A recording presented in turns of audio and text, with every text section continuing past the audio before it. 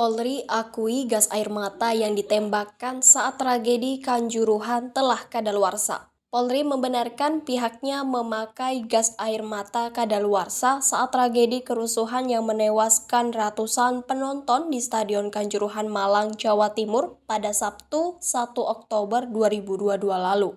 Kadif Humas Polri Irjen Dede Prasetyo menyatakan bahwa ada beberapa gas air mata yang dipakai anggotanya memang telah kadaluarsa sejak 2021.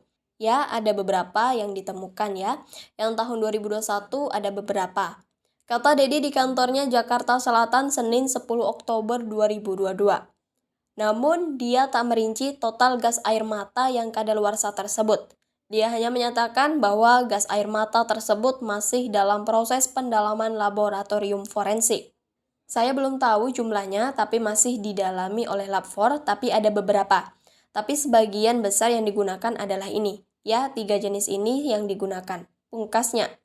Diberitakan sebelumnya, Komisioner Komnas HAM RI Muhammad Hairul Anam mengatakan pihaknya mengantongi informasi mengenai penggunaan gas air mata kadaluarsa saat peristiwa kerusuhan di Stadion Kanjuruhan usai laga Arema versus Persebaya pada Sabtu 1 Oktober 2022. Namun demikian, kata dia, informasi tersebut masih memerlukan pendalaman. Ya, jadi soal yang kadaluarsa itu informasinya memang kita dapatkan, tapi memang perlu pendalaman. Kata Anam saat dihubungi tribunnews.com pada Senin 10 Oktober 2022.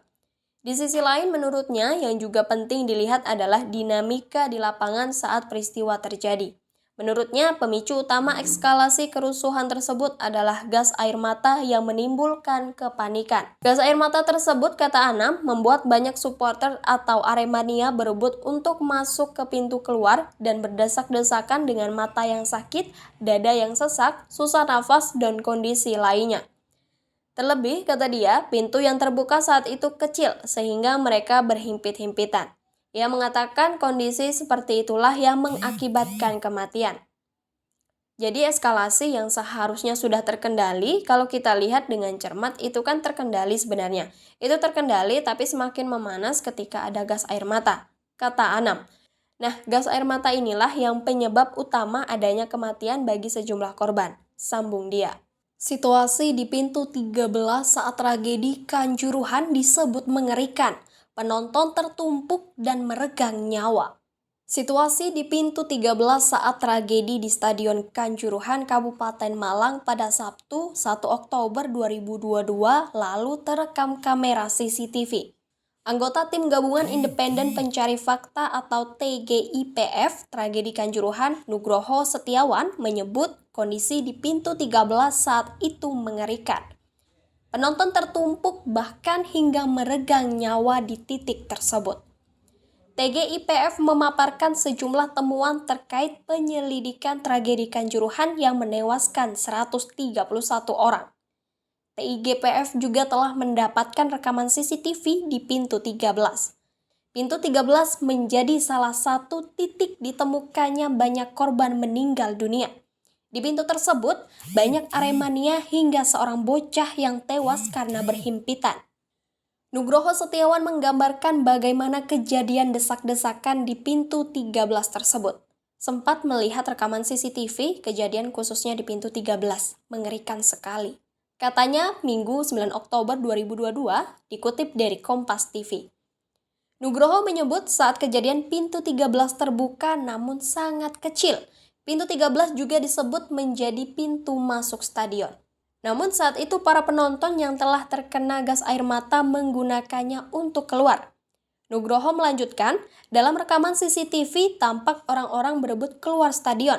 Sementara itu, sebagian orang telah jatuh pingsan, terhimpit, bahkan terinjak karena gas air mata. Nugroho juga melihat rekaman saat penonton tertumpuk hingga meregang nyawa. Saya melihat detik-detik beberapa penonton yang tertumpuk dan meregang nyawa terekam sekali di CCTV. Lanjutnya mengutip dari Kompas TV. Lebih lanjut, Nugroho juga menyoroti infrastruktur stadion. Stadion ini tidak layak menggelar high-risk match. Kalau medium atau low risk masih bisa. Lebar anak tangga tidak terlalu ideal untuk kondisi crowd, kata Nugroho. Diberitakan sebelumnya, TGIPF kini terus melakukan investigasi terkait tragedi Kanjuruhan yang terjadi di Stadion Kanjuruhan, Kabupaten Malang. Satu di antara temuan TGIPF yakni soal pintu 12 dan pintu 13 stadion yang ternyata tertutup saat kerusuhan terjadi. Temuan pertama terutama pintu 12, 13 dalam kondisi yang tertutup. Kata anggota TGIPF Doni Monardo, Jumat 7 Oktober 2022 mengutip dari Surya Malang. Ketua Panpel Arema FC, Abdul Haris yang saat ini menjadi tersangka menyebut bahwa ada oknum yang sengaja menutup dan mengunci pintu 13 saat kondisi darurat. Abdul Haris mengatakan pintu 13 sebenarnya telah dibuka di menit 85 pertandingan sesuai dengan prosedur yang berlaku. Namun ternyata pintu tersebut tertutup saat Penton berusaha keluar untuk menghindari gas air mata. Berdasarkan informasi yang didapat Haris dari Security Officer Suko Sutrisno, pintu stadion telah dibuka sebelum pertandingan selesai. Haris pun enggan membeberkan siapa sosok yang menutup pintu tersebut. Namun, semua kejadian telah terekam di CCTV. Sesuai SOP, semua pintu harus terbuka. Kalau memang tertutup, mohon maaf kalau ada oknum yang menutup itu ada di CCTV. Semua ada di CCTV. Ungkap Abdul Haris Jumat 7 Oktober 2022 mengutip dari Surya Malang.